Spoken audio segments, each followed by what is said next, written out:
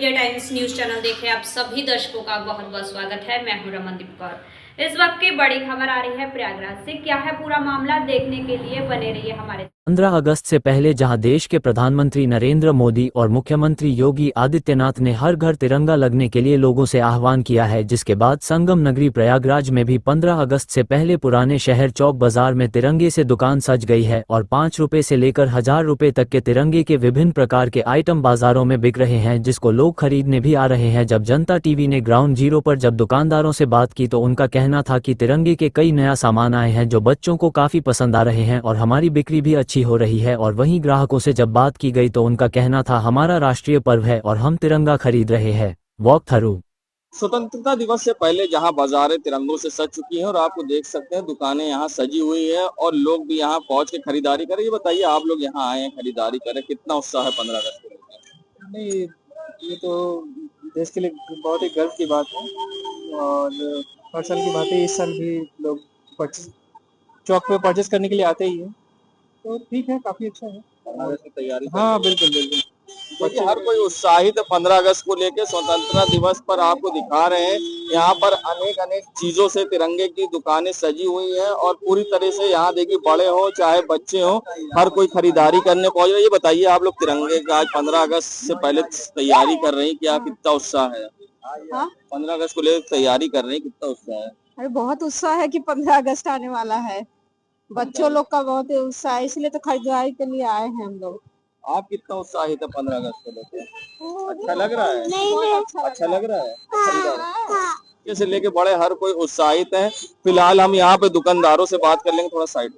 ये बताइए, किस तरह से बिक्री हो रही है, क्या क्या खास इस बार चीजें हैं? इस बार पंखे वगैरह नए आए हैं और चूड़ियां बच्चों की आई है, एक से एक कलर में बच्चों के सब साइज के हैं, छोटे बड़े 1 से 5 साल तक के ये नए पंखे अब की बार ये दिख रहे हैं, नई डिजाइन के।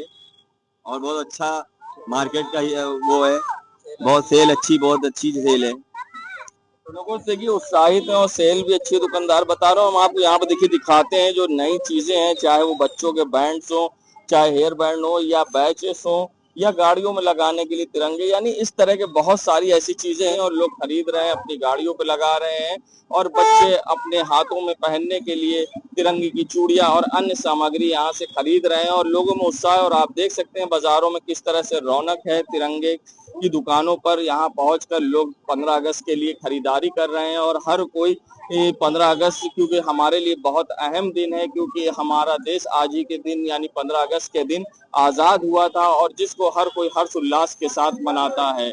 सैयद मोहम्मद आमिर, प्रयागराज।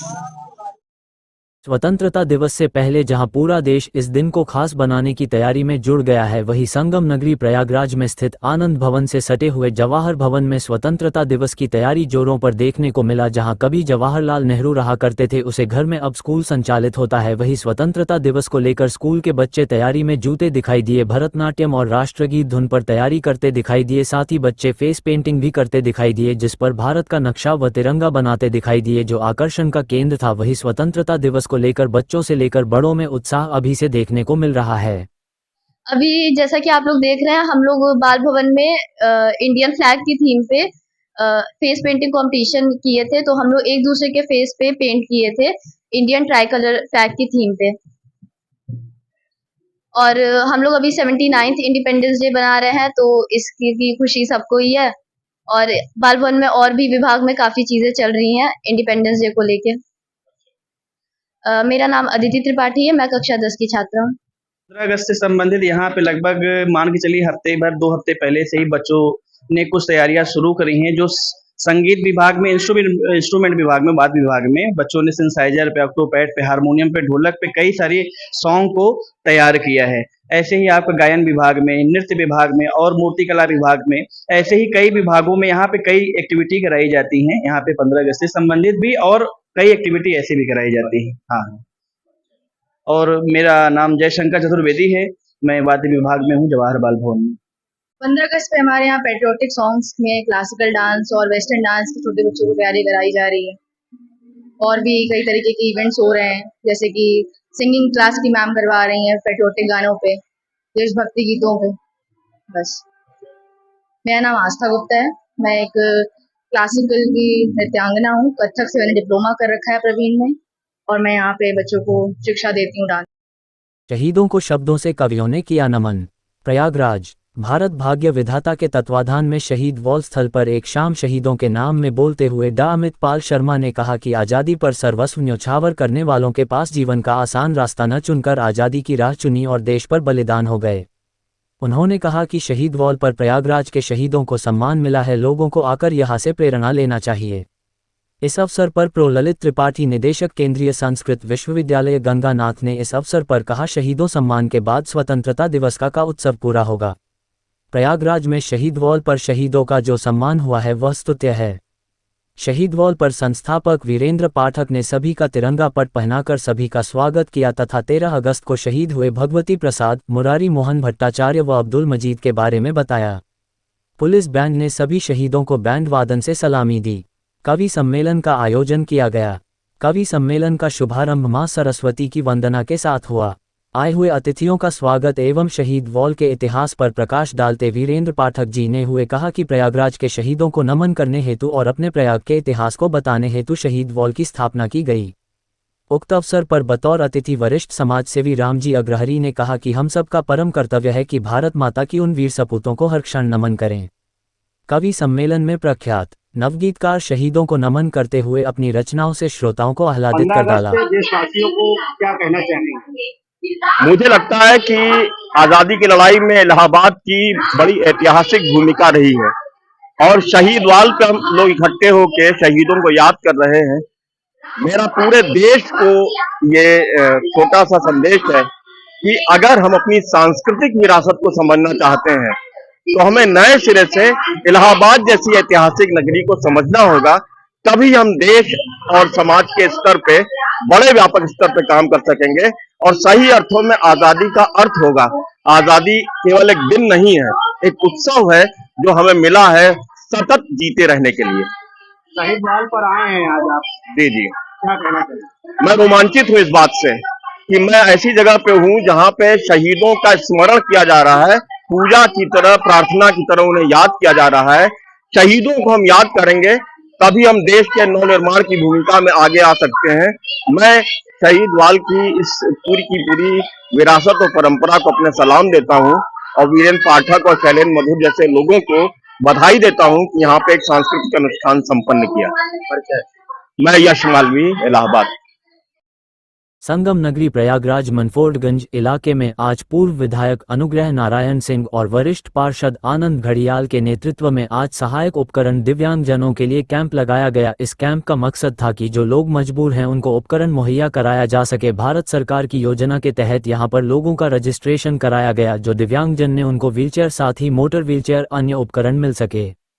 मेरे भैया लेकर आए कि ताकि यहाँ मुझे बैटरी वाली गाड़ी मिल सके, क्योंकि मुझे आने जाने की बहुत दिक्कत होता है। मैं जा नहीं पाती हूँ, बहुत दूर पे घर पे कहीं भी कुछ चीज जरूरत होती है मैं कर नहीं पाती हूँ।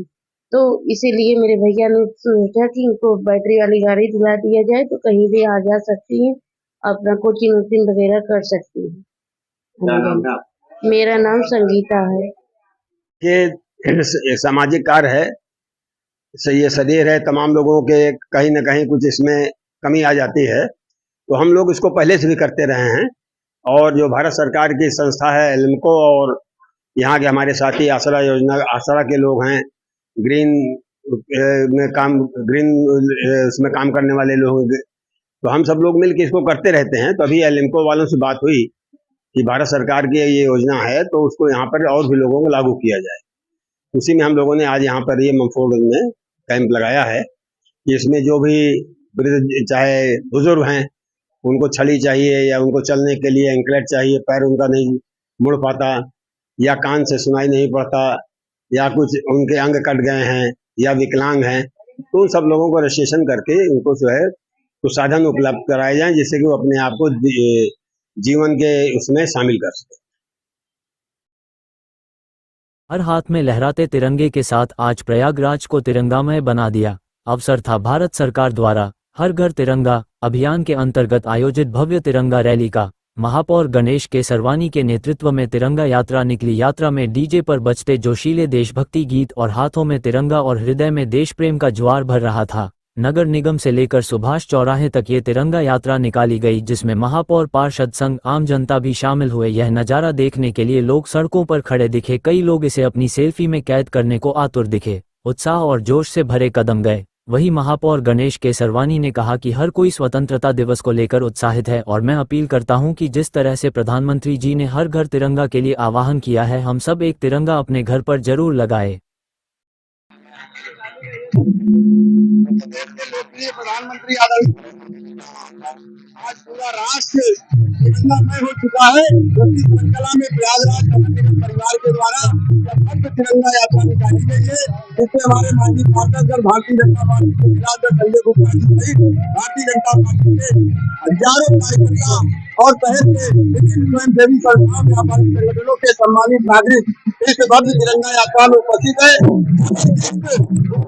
दिखाई पड़ रहा है, हम लोग यही संकल्प ले रहे हैं, राष्ट्र हमारे लिए प्रथम है, तिरंगे की आस पास मान के लिए अपना सर्वोच्च बलिदान देना पड़ेगा। हम लोग तैयार हैं, इसी संकल्प के साथ तिरंगा यात्रा निकाली गई। संगम नगरी प्रयागराज में स्वतंत्रता दिवस को लेकर हर कोई उत्साहित है, तो आज सिविल लाइन स्थित एक होटल में महिलाओं ने एकत्रित होकर 15 अगस्त से पहले हाथों में मेहंदी लगवाती दिखाई दी। जहां महिलाएं मेहंदी में अक्सर फूल या अन्य डिजाइन बनाते हैं, मगर यहां यह महिलाएं हाथों पर देश का झंडा और ऑपरेशन सिंदूर लिखती नजर आई। वहीं महिलाओं का कहना था कि देश के जवानों ने हमारे सिंदूर की रक्षा की है और 15 अगस्त हमारी आज़ादी का दिन है, जिस दिन हमारा देश आज़ाद हुआ था और इस आज़ादी के पीछे हमारे क्रांतिकारियों ने अपनी जान तक निछावर कर दी थी, इसलिए हाथों में तिरंगा झंडा और ऑपरेशन सिंदूर लिखाया है रखा है। और आप जैसा कि आपको पता है कि हर घर तिरंगा का एक आयोजन चल रहा है, हर घर तिरंगा घर घर तिरंगा। तो मुझे लगता है कि राजनीतिक पटल पर आज 79 इयर्स होने को आए आजादी के, और आजादी के इन 79 सालों में हम महिलाओं ने जितना संघर्ष किया है अपने आप को इस पायदान तक लाने के लिए, वो मुझे लगता है कि अगर 79 साल कहना भी उसके लिए कम है, क्योंकि हमारा देश पितृसत्तात्मक समाज है और वहां पे हम महिलाओं ने की जो भागीदारी है कि घर का काम समेट के और फिर आते हैं और फिर इतनी सारी चीजें करते हैं, मुझे लगता है कोई क्षेत्र अछूता नहीं रह गया है आज के समय में जहां पर महिलाएं ना हो। और घर घर तिरंगा की जहां तक बात है, तो मुझे लगता है कि यदि एक स्त्री को शिक्षित किया जाता है तो एक पूरा परिवार शिक्षित होता है, और एक परिवार अगर शिक्षित होता है तो पूरा समाज शिक्षित होता है। तो सिर्फ हर घर में तिरंगा नहीं, हम सब महिलाओं ने आज ये ठाना है कि हर दिल में तिरंगा और हर हाथ में हिंदुस्तान। हमने मेहंदी लगाई है तिरंगे की और यहाँ पे लिखा हुआ है कि भारत माता की जय और जय हिंद, और साथ ही साथ आज हम लोगों ने ऑपरेशन सिंदूर भी लिखा है कि कुछ दिन पहले जो पुलवामा में कुछ दिन पहले जो पहलगाम में अटैक हुआ है, जिसमें हमारे भारत की 27 बहनों का सिंदूर उजाड़ दिया गया है, वहां पे सांप्रदायिकता के चलते जो आतंकवादी हमला हुआ है, तो हमारे देश के जाबाज सिपाहियों ने, हमारे देश की जाबाज सेना ने जिस तरह से ये ऑपरेशन सिंदूर को सफल किया है, हम सब बहनों की तरफ से, अभी बीते दिन रक्षाबंधन बीता है, तो हम सब बहनों की तरफ से उनको बड़े दिल से आशीर्वाद है। बहुत सारे विशेष है कि हमारे सब जवान, हमारे सब भाई दीर्घायु हो, स्वस्थ हो और ऐसे ही अपने देश और अपनी बहनों की रक्षा करते रहें। स्वाति निरखी, अध्यक्ष कनक धारा, सिविल लाइंस उद्योग व्यापार मंडल, महिला प्रकोष्ठ। देश दुनिया की खबरों के लिए world media times news channel को सब्सक्राइब करें।